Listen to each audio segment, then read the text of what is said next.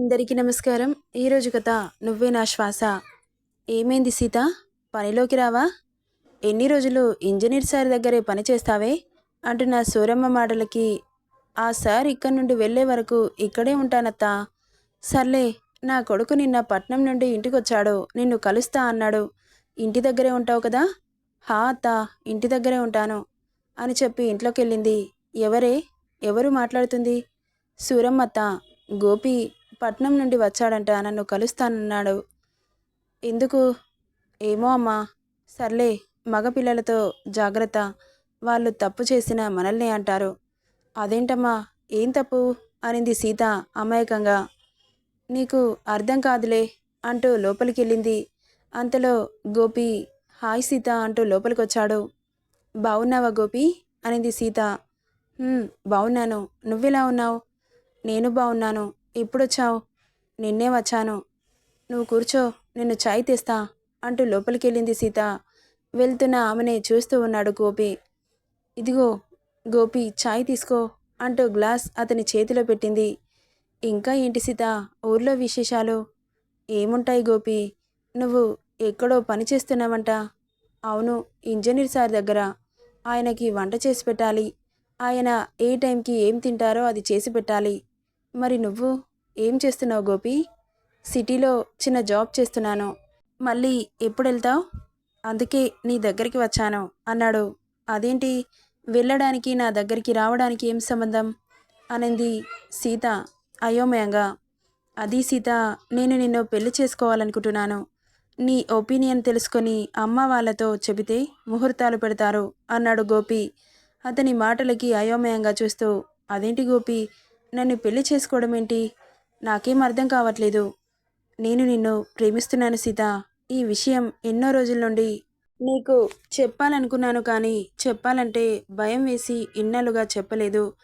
ఇంట్లో పెళ్లి చేసుకోమని అమ్మ ఒకటే గొడవ చేస్తోంది. అందుకే నా మనసులో మాట నీకు చెప్పి ఒప్పిద్దామని వచ్చాను అన్నాడు గోపి. నా మీద అలాంటి అభిప్రాయం ఉందని నేను అనుకోలేదు గోపి. కానీ నువ్వు అడిగావని చెబుతున్నాను. నా పెళ్లి విషయం మా నాన్నగారికి తెలుసు, నాకు తెలీదు. నీకు ఓకే అయితే నేను మావయ్యతో మాట్లాడతా సీత. చెప్పానుగా, పెళ్లి విషయం నాన్నగారు ఆలోచిస్తారు. నాకు ఎవరి మీద ఎలాంటి అభిప్రాయం లేదు అని. సరే సీత, మావయ్యతోనే మాట్లాడి ఆయనకి ఓకే అంటే ముహూర్తాలు పెట్టించమని చెబుతాను అన్నాడు. సీత సైలెంట్ అయిపోయింది. ఓకే సీత, నేనొస్తాను అని చెప్పి అక్కడి నుండి వెళ్ళిపోయాడు గోపి. ఏమైందమ్మా, ఎందుకొచ్చాడు గోపి అడిగింది పార్వతి. అది అమ్మా, నన్ను పెళ్లి చేసుకుంటాడంట, అడుగుతున్నాడు అనగానే నోరు తెరిచి చూసింది. ఏంటి నువ్వు మాట్లాడేది? అవునమ్మా, నన్ను పెళ్లి చేసుకుంటాడంట. నిన్ను పెళ్లి చేసుకుంటానని నీతోనే చెబుతున్నాడా? నువ్వేమన్నావు? నాన్నతో మాట్లాడమని చెప్పా. నీకు అతనంటే ఇష్టమా? అవన్నీ నాకు తెలీదమ్మా. నా పెళ్లి గురించి నాన్నగారు చూసుకుంటారు అని చెప్పి లోపలికెళ్ళిపోయింది సీత. వెళ్తున్న తనని అలాగే చూస్తూ ఉండిపోయింది పార్వతి. మావయ్య అంటూ పిలిచాడు ఆవులకి మేత పెడుతున్న వెంకట్రావుని. గోపి, పట్నం నుండి ఎప్పుడొచ్చావు? నిన్న మావయ్య. అక్కడంతా బాగానే ఉందా? హా మావయ్య. సరే పద, ఇంటికెళ్దాం. ఇంటి నుండే వస్తున్నాను మావయ్య. అవునా? సరే కానీ నేను ఇంటి దగ్గర కలుస్తాను కదా, నా కోసం ఇంత దూరం రావాలా? అది మావయ్య, మీతో ఒక ముఖ్యమైన విషయం మాట్లాడాలని వచ్చాను. ఏం విషయం అన్నాడు వెంకట్రావు. అది, నాకు సీత అంటే ఇష్టం. తననే పెళ్లి చేసుకోవాలనుకుంటున్నాను. సీతని అడిగితే నాన్నగారి ఇష్టం అని చెప్పింది. మీకు నచ్చితే అమ్మ వాళ్ళని పంపిస్తాను. నాన్నతో మాట్లాడండి అన్నాడు గోపి. మాట్లాడలేదు వెంకట్రావు. ఏమైంది మావయ్య, మాట్లాడట్లేదు? ఏంటి, నేనంటే మీకు ఇష్టం లేదా? అయ్యో అది కాదు గోపి, నా కూతురికి అప్పుడే పెళ్ళిడొచ్చిందా అని ఆలోచిస్తున్నాను. అంతే మావయ్య, ఆడపిల్లలు తండ్రికి అలాగే కనిపిస్తారు. సరే గోపి, నేను నాన్నగారితో మాట్లాడతాను. మీరు రేపు ముహూర్తాలు పెట్టిస్తే నేను ఎల్లుండి సిటీకి వెళ్ళిపోతాను అన్నాడు గోపి. సరే గోపి, నేనిప్పుడు నాన్నగారితో మాట్లాడి రేపు ముహూర్తాలు పెట్టిస్తా అని మాట్లాడుకుంటూ ఇల్లు చేరుకున్నారిద్దరూ. ఇక గోపి వాళ్ళ నాన్నగారితో మాట్లాడి పంతులు గారిని కలిసి మాట్లాడారిద్దరూ. అమ్మ సీత, ఏంటి నాన్నగారు, ఈ పెళ్ళి నీకు ఇష్టమేనా తల్లి? మీకు ఇష్టమైతే నాకు ఇష్టమే నాన్న. మీ నాన్న మీద అంత నమ్మకమేంటి? నాన్న మీద కాకపోతే ఇంకెవరి మీద ఉంటుంది నాన్న? సరే, అబ్బాయి గోపి గురించి మనకు తెలిసిందే. తెలిసిన అబ్బాయిని చేసుకుంటే నా కూతురి జీవితం బావుంటుంది అని ముహూర్తాలు పెట్టిస్తున్నాను తల్లి. ఏమంటావ్? చెప్పానుగా నాన్న మీ ఇష్టమని. అయితే రేపు ఇంజనీర్ సార్ దగ్గరికెళ్ళి అక్కడ పని త్వరగా ముగించుకొని సార్ అనుమతి తీసుకొని వచ్చేసేయ్. సరేనన్నా. నెక్స్ట్ డే మార్నింగ్ సీత యథావిధిగా లేచి ధీర్ దగ్గరికి బయలుదేరింది. ఏంటి ఈరోజు మార్నింగ్ డే వచ్చావు అన్నాడు వర్కౌట్స్ చేస్తూ. అది సార్, ఈరోజు నా పెళ్ళికి ముహూర్తాలు పెడుతున్నారు సార్, అందుకే త్వరగా వెళ్ళాలని వచ్చాను. పెళ్ళి అనగానే వియర్డ్గా చూశాడు. ఏంటి సార్ అలా చూస్తున్నారు? నీ ఏజ్ ఎంత అన్నాడు. నా ఏజ్ 23 సార్ అనింది. మరి అప్పుడే పెళ్ళేంటి అన్నాడు పుషప్స్ చేస్తూ. అతని బాడీ నుండి చెమట బిందువులు అలా కారుతుంటే క్షణం చూసి తల తిప్పేసుకుని, మా నాన్నగారు చేసుకోమన్నారు సార్, అందుకే చేసుకుంటున్నాను. ఆమె మాటలకి ఒక్కసారిగా ఎక్సర్సైజ్ చేసేవాడలా లేచి నిలబడి, ఏంటి మీ నాన్నగారు పెళ్లి చేసుకోమంటే చేసుకుంటున్నావా? నీకు ఇష్టం ఉండకర్లేదా? మా నాన్నకి ఇష్టం ఉంది కదా సార్, నా ఇష్టంతో పనేంటి అంది సీత మాటలకి అలాగే చూస్తూ. అసలేంటి నువ్వు? నీ పెళ్ళి నీకు ఇష్టం లేకుండా ఎలా చేసుకుంటావు? అయ్యో సార్, మీరు అపార్థం చేసుకుంటున్నారు. నాకు ఇష్టం లేదు అనట్లేదు అనింది. అయితే ఇష్టమేనా అన్నాడు. అయ్యో నేను అలా అనలేదు. మరి ఇంకెలా అంటున్నావు? నాకు ఇష్టం అనేది ఏం తెలీదు.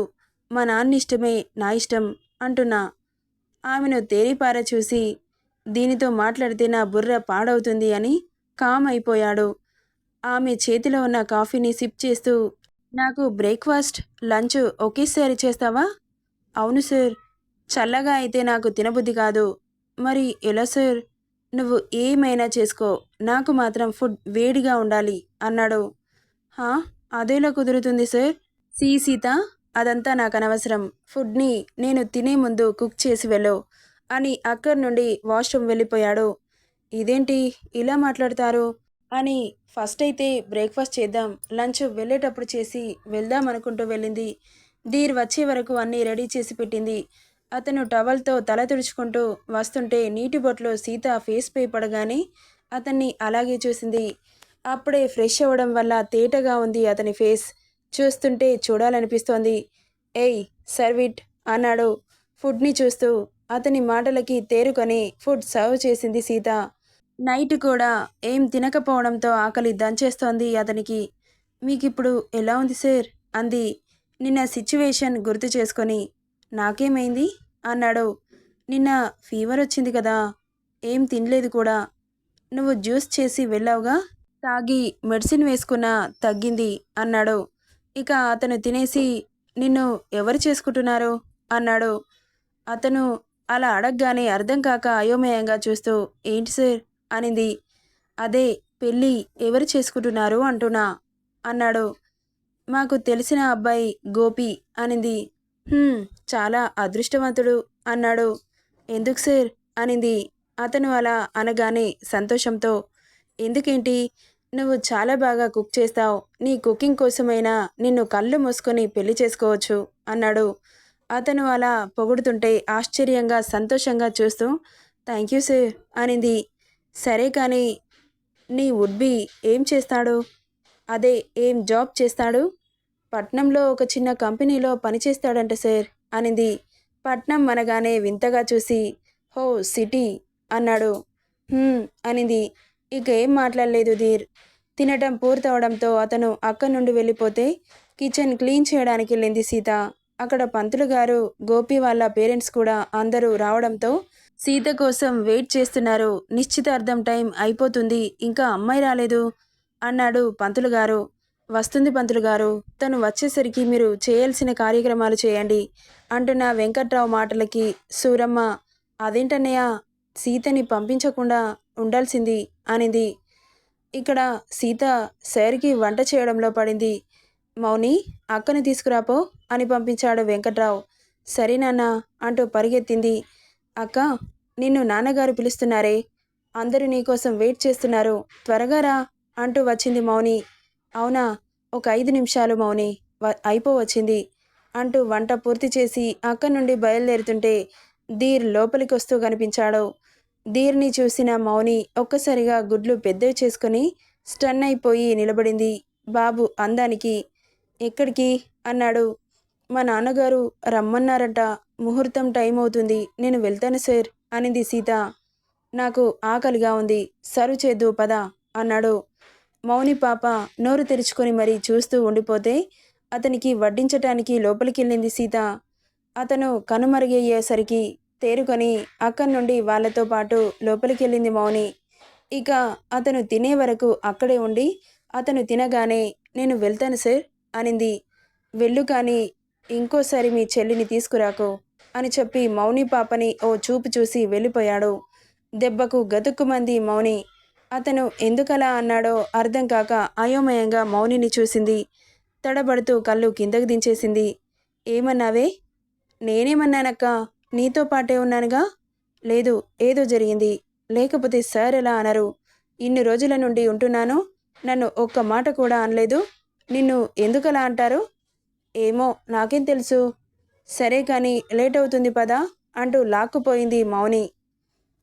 సీత నిశ్చితార్థం జరుగుతుందో లేదో నెక్స్ట్ పార్ట్లో చూద్దాం. Thank you for listening. Story ఎలా ఉందో కామెంట్స్ మాత్రం మర్చిపోకండి.